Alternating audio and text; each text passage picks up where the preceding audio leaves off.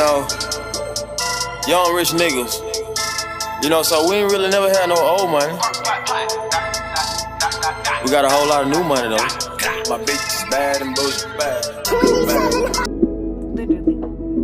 And then that's not even including the appointments that.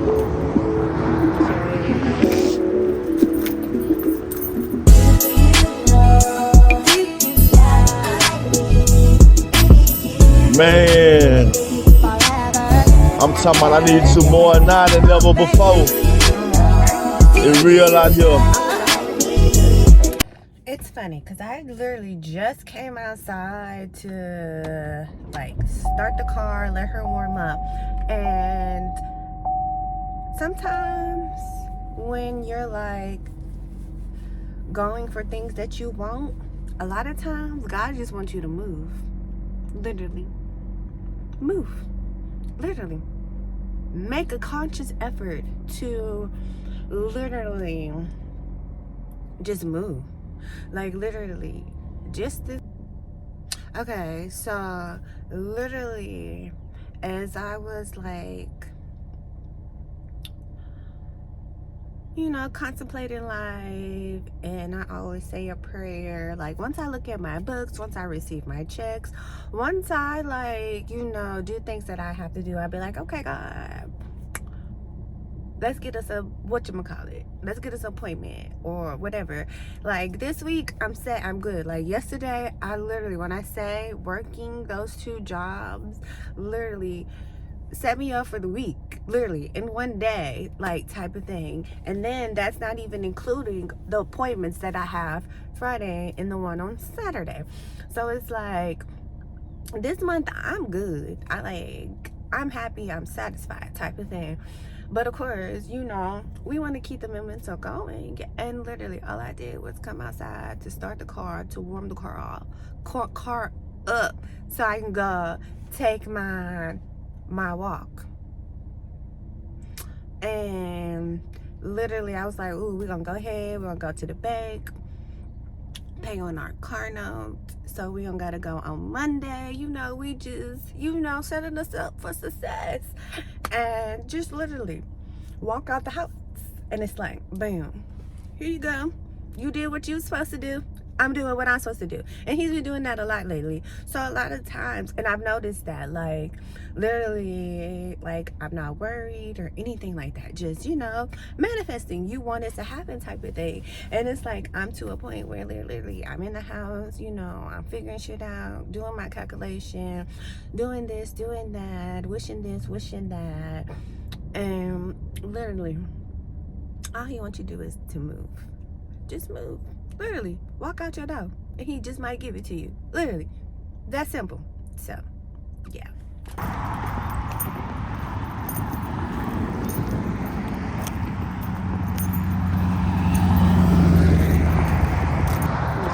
now what's my color?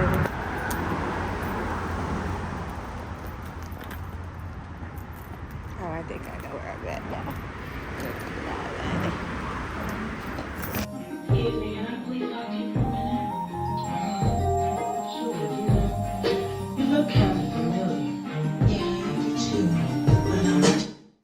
I liked you better on the first date. I should've said what's wrong in the first place. I don't, cause you always taking it the wrong way. You won't listen, you're too busy playing 2K. I always been down, but you still sleep. And even though I said it, now you should've been peeved. I feel it in my soul, yeah, it's so deep. So deep, you should know that about me. I just turned down your avenue. I had to, but I'm mad at you, yeah. You always say I got an attitude, oh yeah, but that's you, you was acting rude. I had to ask you if you had a few, cause you always say I got an attitude, oh. Why you talking to me like you be like? Why you always wanna be right?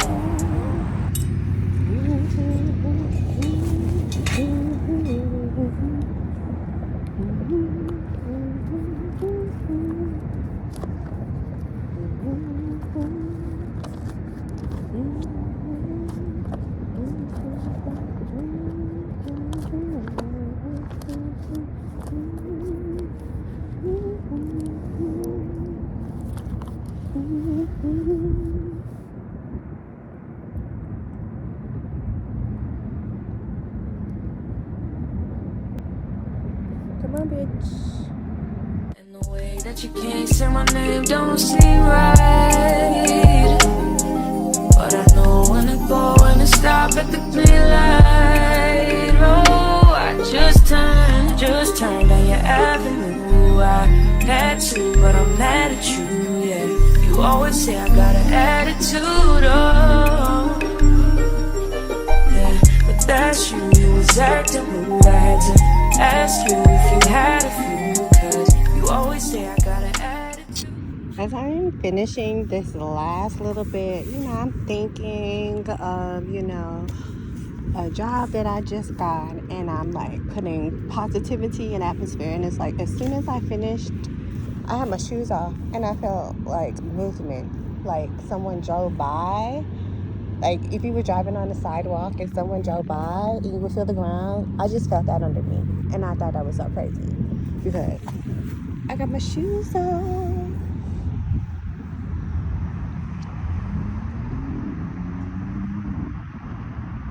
It's crazy because this morning when I was like getting ready to come, take my walk or whatever, I had a thought and I was like, wow, I finally found that third job to bring in some money. Not even just some money,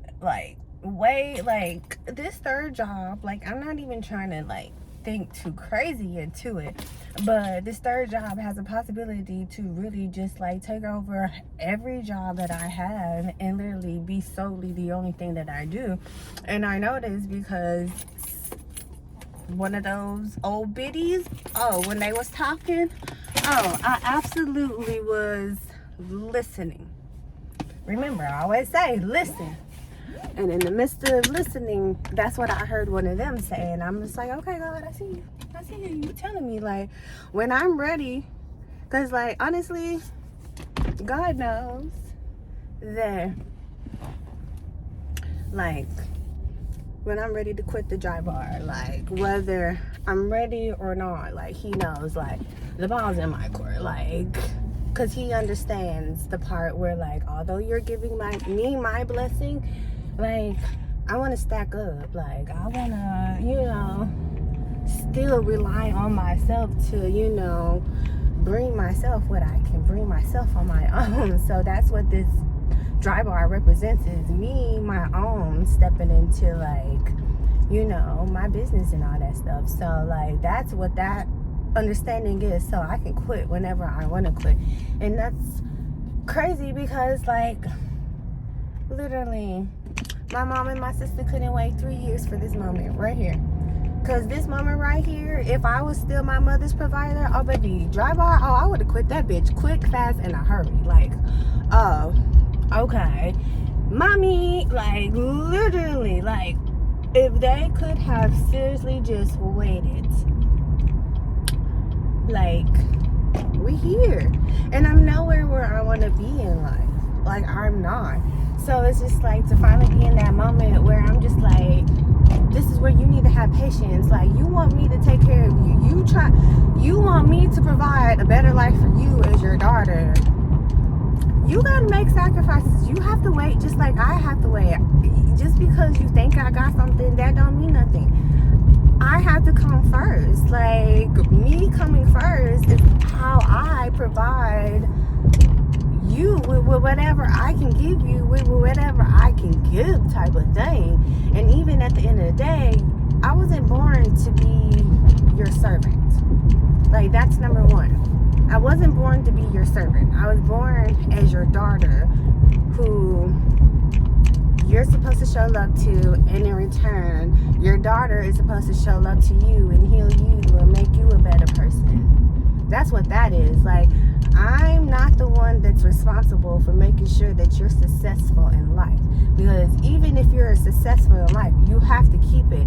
And yeah, that's all it is to it. So it's just you couldn't wait 3 years. Literally, it took me 3 years to finally get to this moment. And I ain't even start the job yet to even be able to solidify and say,